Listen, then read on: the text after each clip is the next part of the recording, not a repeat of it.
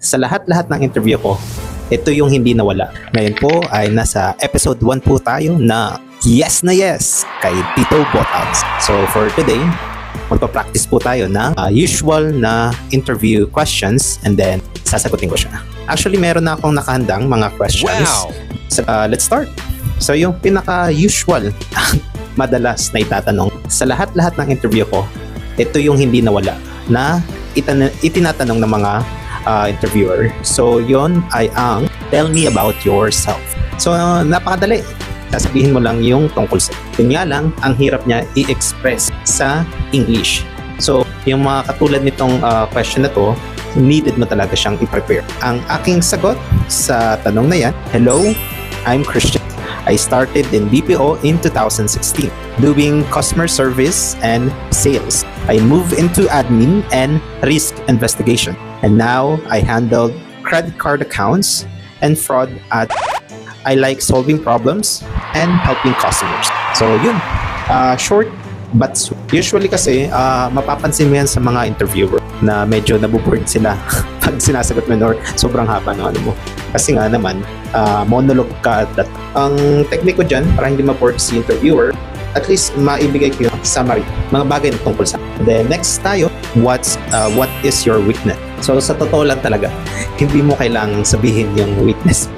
Pwede rin naman, pero ipa-positive scripting. So yun lang yung advice ko regarding dyan sa tanong ng tell me about your weakness or what is your weaknesses. So ito yung sagot ko. So tingnan natin kung talagang weakness siya at pagsasagutin natin siya. So I double check too much, but I'm learning to balance accuracy with speed using templates and time blocks. So yun, sinabi ko na I double check too much. So may pagka-perfectionist siya. Which is totoo naman, kung magdo-double check ka is time consumer, inefficient kasi nga hindi mo siya nagawa ng maayos on the first time. So, pero binawian ko siya, but I'm learning to balance accuracy with speed using templates and time blocks. So yun. So from weakness, binigyan ko ng action plan kung paano ko siya masusolusyon. So yun yung advice ko pag sasagutin mo yung tell me about your weakness. And then, what are your strengths? Alright?